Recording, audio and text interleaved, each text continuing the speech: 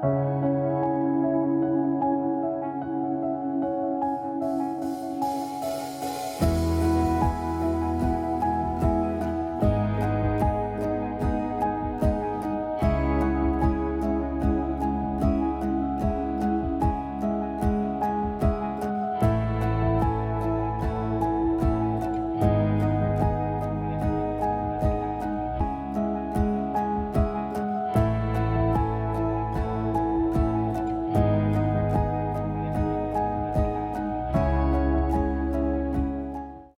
everyone, it's Teepa, and I want to welcome everyone to this courageous conversation. And I particularly want to welcome Sam Simon and his wife, Susan. So, Hi. hey, Sam. Well, and my wife of shortly 58 years. Nice job. We're working Wow. on it. We're Wow, working. Susan. 58 years. When's the anniversary date? It'll be August 23rd. It's coming up right away. I just had mine. Mine was August I better remember it's August the 6th. My husband's birthday is August the 12th. Uh, And then we have a daughter on August the 15th. It's a very popular month. My mother-in-law's birthday was August 23rd. Interesting. Very Oh, busy month for us. Yeah. So it's a what's the month of best part celebration. about being married for almost 58 years? Grandpa goes deep. That's what my granddaughter says. So I'll go deep on the. It's because so I have a view that we become a singularity. That You've we grown together until we a single tree. a spiritual singularity that Wow. it takes a while, and and so we're enjoying it. I mean, it is meant to be. It Nice. puts meat on the phrase that can be thrown around, and then you can live that. it's us. It's oh yeah, that's That's us. You and me Us. become we. You and me Well, become we. well, I wrote a poem. We can do that later Yeah. called "Us." Us. Okay. So, Susan, what's the best part about being married for 58 years? I got to ask the other half of the tree just to know. Yeah.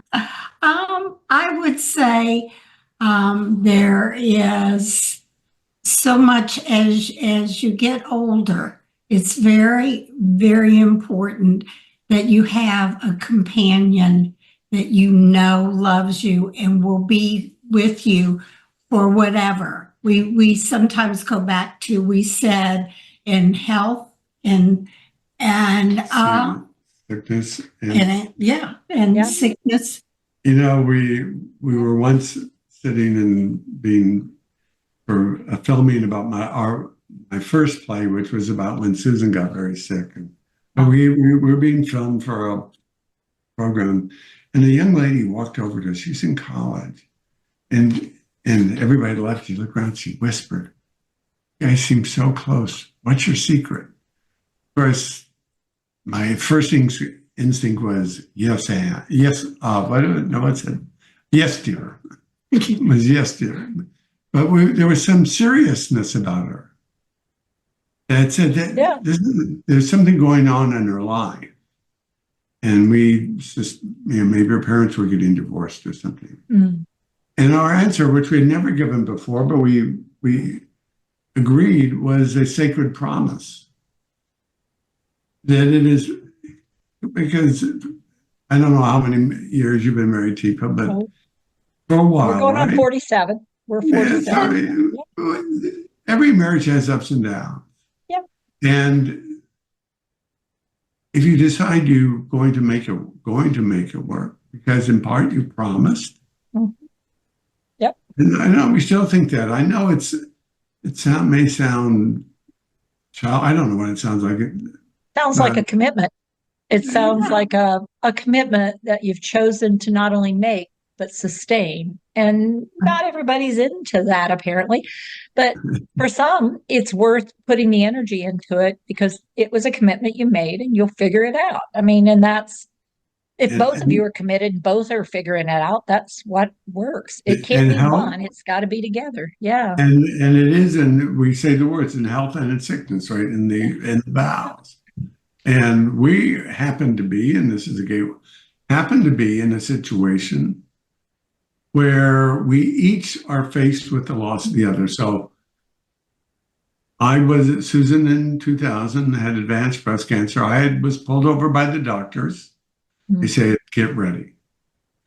And I had to imagine holding her as she took her last breath. She's an unlikely survivor. I wrote a play and a book about that. But our roles are literally now reversed, where Alzheimer's disease, and I've been diagnosed, there is no question, and there's no, and she not only has to go through the physical supporting, which is a different magnitude, but she has to be in that position too. The emotional part of it. The emotional part, the emotional loss is like sometimes hard.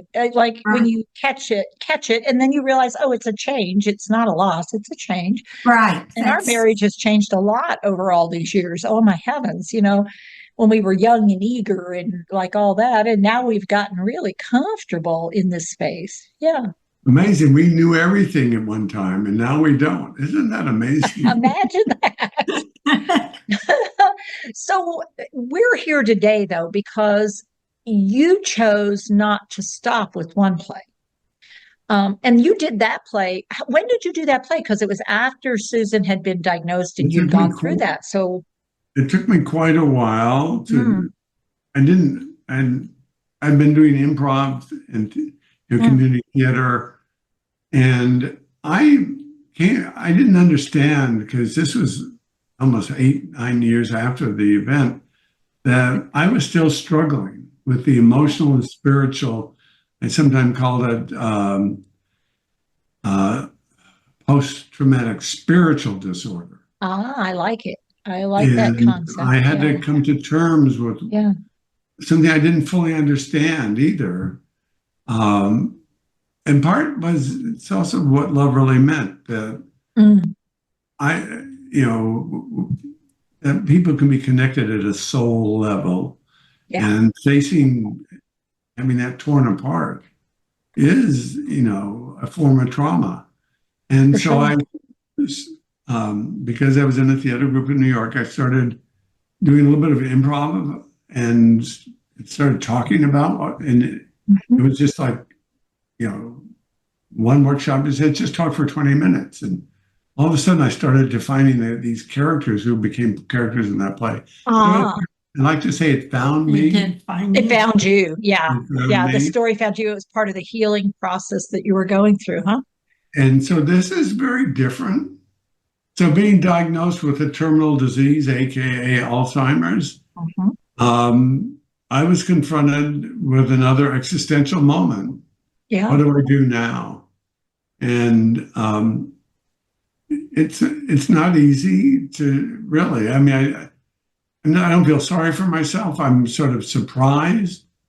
But having done that work in that theater work, I had a cohort of actors and writers, and they urged me. When I was telling them about what was happening, they say, write about it. I was getting a lot of encouragement from that community.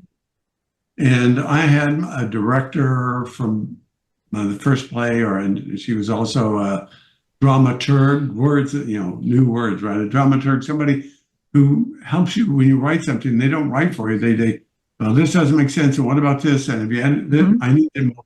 And she helped me. And it didn't take me that long. Obviously, I'm writing it in process while my life and my journey is going on, which is very different than before. And I'm trying to write a book version right now, and it's a little harder to do because it's we're still real time in the experience, and we learn. And so I started writing. I was diagnosed with Alzheimer's in the March of 2022, and by the summer and spring, I was being urged to write. Started doing that draft. I had a 20-minute version of an hour show finished by the end of 2022, and I even in New York at a big conference of all the theater people, which I've been going to with my other play. I showed up and I did a 20-minute showcase of a play that was not yet written. I love that. And That's faith and trust and love and relationship right there. I think what I hear, Sam, is your whole life in one frame or another has been a lot about committed relationships and committing yourself to a relationship of possibilities, of not, I know for sure, but possibilities of what can happen if, what ifs, and that curiosity about what ifs. And what ifs, yeah, they can be scary, but they can also be opportunities for change in a way you would never have anticipated. Yeah, I also thank you for that. We haven't thought about it from that perspective. I love this. But it made me think. I also saw us as fairly young and naive, and so we were married. She was 20. Oh, I was older. I was 21. oh, wow. That's You a guys line did of get play. into this young. Yeah, you jumped in the water real quick, didn't you? And in some ways, we invented. We each came from families where we can talk about yours too, but there were no divorces. It wasn't a lot of, and the other part of our life, we walked into a situation where her mother was quite sick. In fact, the decision for the families to let us get married, we think, was because her mother, who did pass away a year after, her mother and her mother and my father. Wow. Passed away a year after we were married. Ow. Oh, weeks apart. 10 days apart. Yeah. Oh my heavens. Wow. That's a loss. Two losses. Yeah. It also bound us together in some way. So everybody's story is unique. Yeah. And we have, been through quite a lot in that way, but it brought us together. Yeah. So let's go back to who you are, Sam, because you're somebody who did some things which led you to this place of creating this one-man play. I mean, because that's what you've ended up doing, is creating a one-man play and you're playing the person who's living, you are the person who's living with Alzheimer's, and you're playing that in the play. I mean, that's your role in the play. But to get there, take us back a little bit. What was your original journey? How did you get to this place at your age? So I'll give a little biography. Yeah, It's go a little the back. play. Yeah, tell us how you got to writing a play and getting to do it. Well, first of all, I call myself a troublemaker. Even getting married caused trouble. There's a story of me at 14 getting a profile in the newspaper because I yelled at the city council once. And so it's been an instinctive thing. I didn't know what to do. I went to law school. And my first job, I graduated law school in 1970 and caused trouble in law school a bit. And I was part of a small group that was hired by a famous person, Ralph Nader. Oh my heavens, yes. I was caused trouble. Yes. Well, there you go. See, now there might be young people watching this that may or may not recognize Ralph Nader, but he was a troublemaker. His goal in life was to cause some ruckus, to get people to pay attention to an issue. And, his first thing he ever did was to write a book called Unsafe at Any Speed. Yep. And it resulted in a change. People don't realize just how big the change, both legally and conceptually. If somebody sold you a house or a car, it was your job to do it safely. Mm-hmm. And after Ralph Nader, it's the manufacturer's job to make it safe as it will be used. Yeah. In other words, you didn't have to use it as your quote, within limits. It's your fault. Because it was always your fault. And now it was supposed to be built work safe as it can be anticipated to be used, even by those who don't play by the rules. Mhm. And it's not a small, that became a huge change, Huge not just about cars, but about how commerce and responsibility Mhm. in the world. And he worked in a lot of different areas. And he was the consumer advocate, the word Yeah, he of sure us was. what it is. And there are people in our lives. I hope this relates to others. He's a person in my life. So I first talked to him in 1969, and he and I still are engaged. He's 90. He still does a podcast every week and a column every week. He wrote a column or did a podcast recently about. No, he wrote a column. It was like writing somebody's obituary. A friend of his, founder of Harper Magazine, and it turns out there's a little thing in that in his art in his story in which he had met this man, and he offered to buy 1,000 subscriptions to Harper's if the founder and editor would stop smoking. So when I first got to know Ralph, I was a heavy smoker. And so I just sent a note to Ralph. I know he got it. And why didn't you offer me something to get me to stop smoking, Ralph?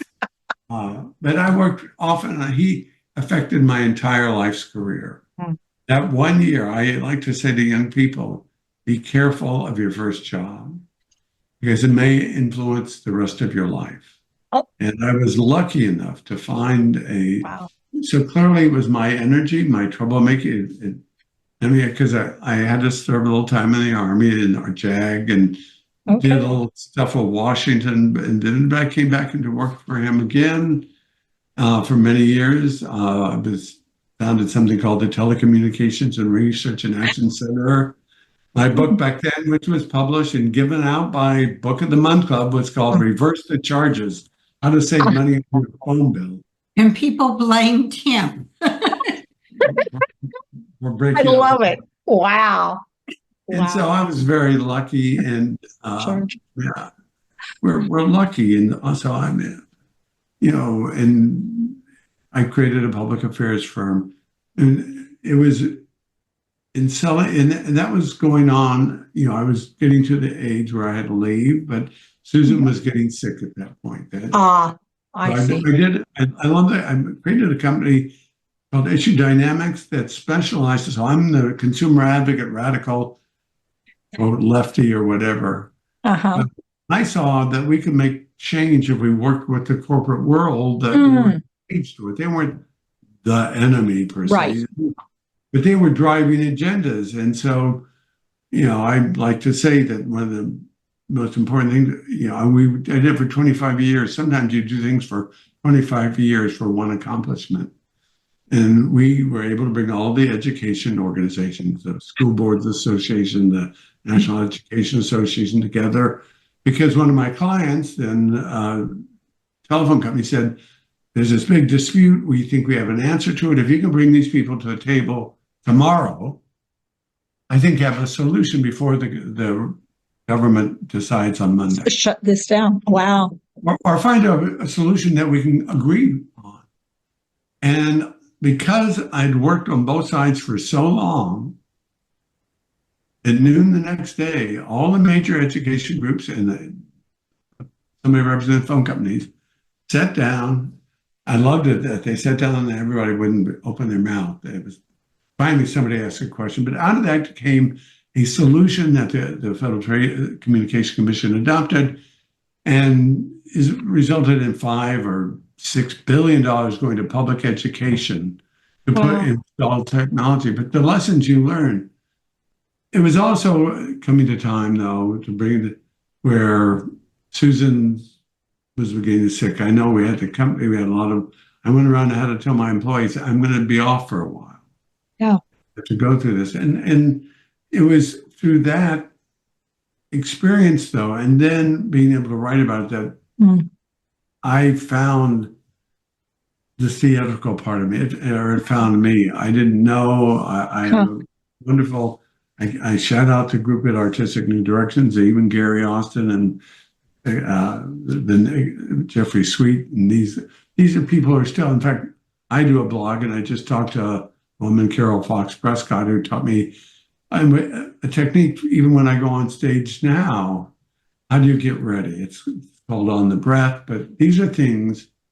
And so now, and what do I want to do now? When you get a terminal diagnosis, she was tougher than me. Mm. When Susan got sick, she was, I don't want to hear it. I don't want any negativity around me. There you go. Yeah. And, that was her strategy. And so that was your job to support her strategy. and to cry, we had to go outside. I say we, my kids, we all knew it. Anybody who wanted to be sad was on the front porch. You got it. Not in her presence. And, but, so we have some training in this difficult journey. And we don't know. I mean, this disease is different. It is. Susan was always Susan. Yeah. Yeah. I say in the play, and, this Sam is going to go away, and a different Sam is going to occupy this body. Mm-hmm. I say a different person. You say a different person. Not a different thing. It'll be a different person. Mm. And, I'll say the one is on this journey, the one biggest thing that I've learned. So I was a caregiver. I wrote a play about being a caregiver. Mm-hmm. But this journey in the dementia, I hate that word, but in the neurocognitive disorder world, in the dementia world, the care partner journey is radically different than I think anything else. And certainly my experience is difficult. Yeah. And as close to the end I got, and as hard as that was, this is harder. And I'm learning that. I don't know that you can tell it until you are. It's hard. It's hard for people to appreciate being present and needing to be constant. I mean, and it is a constant when you do it well. It's constantly recognizing we're in this constant ad lib situation, because you don't know and I don't know until you do something or say something or don't say something or don't do something where I'm at with you sometimes, because you don't know who you are in that moment until you are that in that moment. And it's much more of an in the moment phenomena than you could ever anticipate, because when you don't have dementia, there's no way you could imagine what having dementia exactly is. And then when you have it, you still don't know what it is.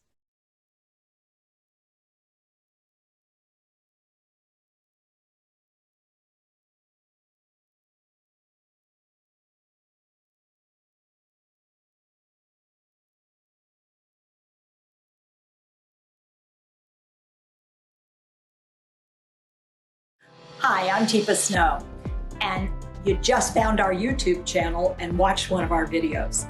I'm the owner and founder of Positive Approach to Care.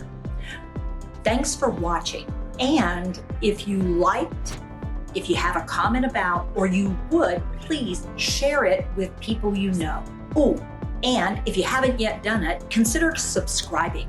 We'll let you know when the next new video comes out, and you might want to visit our website, www.tipasnow.com, where you'll find other resources as well. See you there.